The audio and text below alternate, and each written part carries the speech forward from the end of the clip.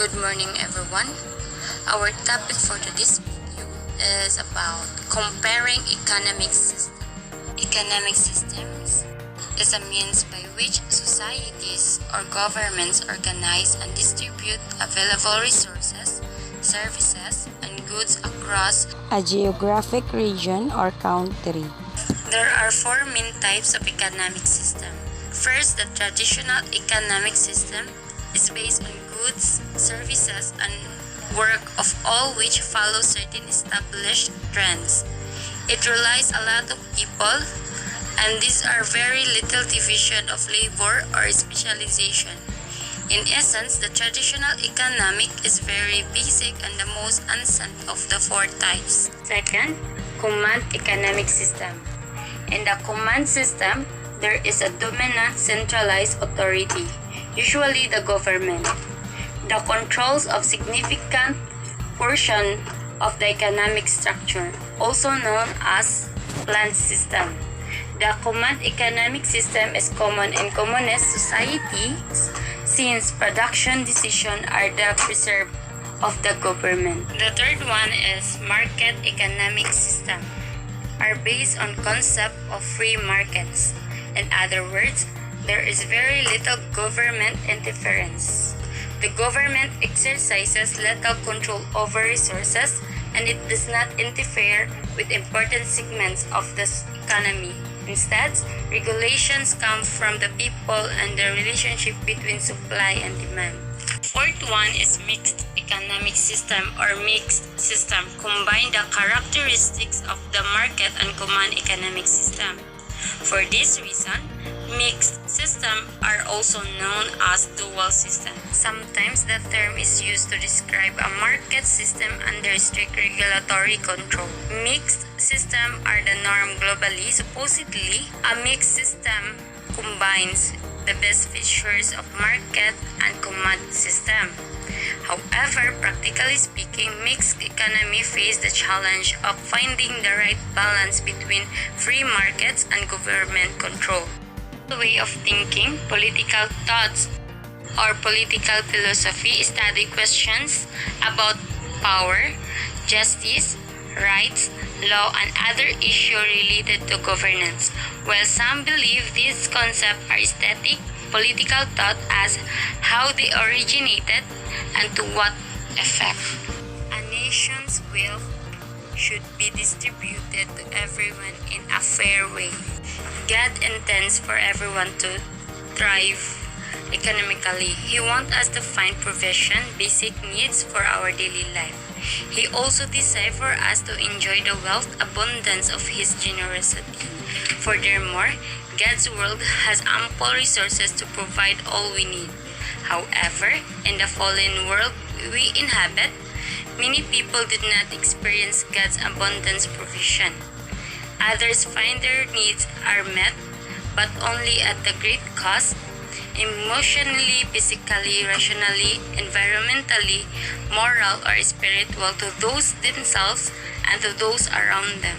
Socialism means a political and economic theory of social organization which advocates that the means of production, distribution, and exchange should be owned or regulated by a community as a whole.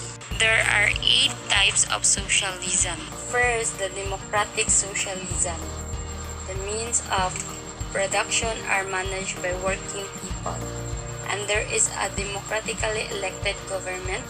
Democratic planning is used to common goods such as mass transit, housing, and energy, while the free market is allowed to produce and distribute consumer goods. Second is revolutionary socialism. The factors of production are owned by the workers and managed by them through central planning. It will merge only after capitalism has been overthrown, although the revolution is not necessarily a violent one. The third one is libertarian socialism. Assumes that the basic nature of people is rational, autonomous, and determining. Once the structure of capitalism has been removed, people will naturally seek for socialist society that take care of all, free of economic, political, and social hierarchy. Fourth one is the market socialism. Production owned by the workers. They decided how to distribute among themselves. They could sell excess production on the free markets.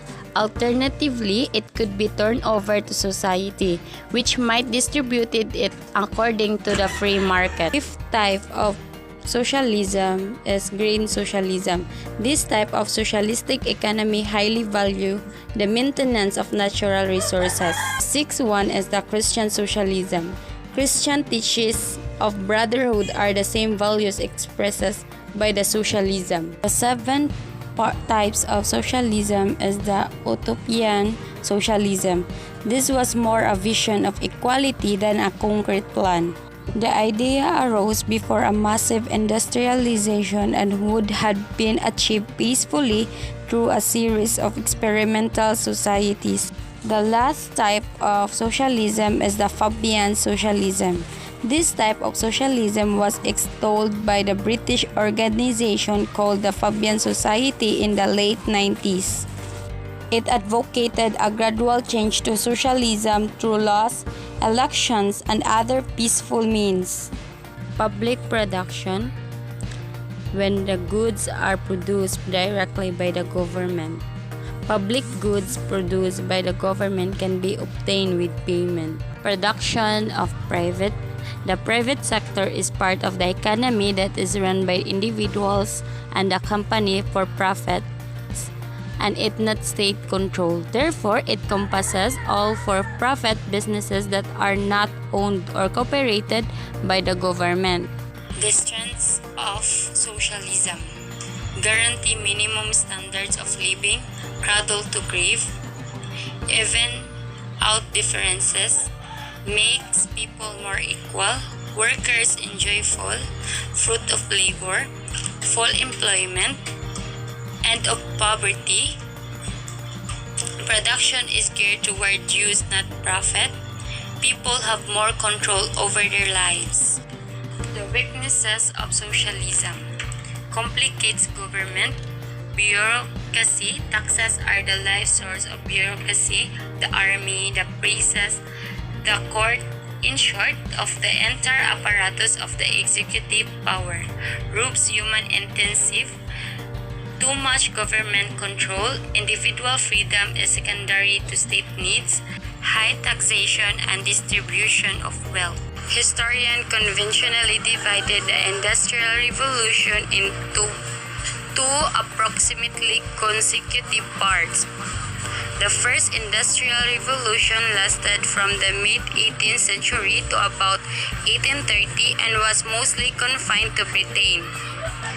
The Second Industrial Revolution lasted from the mid-19th century until the 20th century and took place in Britain, continental Europe, North America, and Japan. Late in the 20th century, the Second Industrial Revolution spread to other parts of the world. The Industrial Revolution had many positive effects. Among those was an increase in wealth, the production of goods, and the standards of living. People had access to healthier diets, better housing, and the cheaper goods. In addition, education increased during the Industrial Revolution. The Industrial Revolution increased the overall amount of wealth and distributed it more widely than had been the case in earlier centuries, helping to enlarge the middle class. However, the replacement of the domestic system of industrial production, in which independent craftspersons work in or near their homes, with a factory system and mass production consigned large numbers of people, including women and children, to long hours of tedious and often dangerous work at the subsistence wages. Their miserable condition gave a rise to the trade union movement in the mid-19th century. In industrialized nation, population is divided between the bourgeoisie and proletariat. Bourgeoisie is defined as a middle class, typically used with reference to feelings of materialism when describing the middle class. An example of the bourgeoisie is the middle class who like to buy big houses and cars. Proletariat is defined as working class people or people who perform labor for money. The many people in the society own regular jobs and make a living at below the middle class level are an example of proletariat. Karl Heinrich Marx was a German philosopher, economist, historian, psychologist, political theorist, journalist, and socialist revolutionary, born on May 5, 1888, Trier, Germany, died on March 14, 1883, London, United Kingdom. Marx expected that the proletarian revolution would soon occur in the Germany or England and then take place worldwide. He ended the Communist Manifesto with this arousing word: "Let the ruling classes trample at the Communist Revolution. The proletarian have nothing to lose but their chins. They have a world to win. Workers of the world unite." According to Marx, social change occurs as a squirrel to class struggle. As much class distinction did not exist with the emergence of private ownership of the forces of production. However, the fundamental contradiction of class distinctions were created. Karl Marx has two thoughts. First, change would come through a violent and bloody revolution. During what Marx called the socialist phase of the revolution, the new proletarian government would confiscate all capitalist private property like factories, mines, farms, and other businesses. The government would then cooperate these enterprises for the benefit of the workers. Second thoughts of Karl Marx: change would come through peaceful means. When the proletarian finally controlled economic production, Marx declared that all classes would disappear and class struggle would end. In this communist phase, this would no longer be need for a government. Nationalization is the progress of transforming privately owned assets into public assets by bringing them under the public ownership of national government or state. Nationalization usually refers to the private assets or to the assets owned by the lower levels of government, such as municipalities, welfare states. Some Marxists have seen the welfare state principally as a controlling agency of the ruling capitalist class.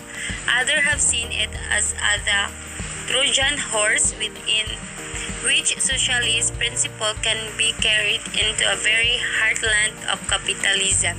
High taxation. The idea Marx was in favor of progressive taxation emerged only in the Communist Manifesto as a preliminary measure towards the extensions of the states. Unfortunately, this error of judgment has costed very dear to Marx, because it is the only that has struck within the ideologies of all stripes. Command economy is where a central government make all economic decisions. It was Karl Marx in the Communist Manifesto who argued for common ownership of the means of production. A command economy works in the contrast to a free market economy. Countries is a sovereign state in which everyone in the society equally owns the factors of production.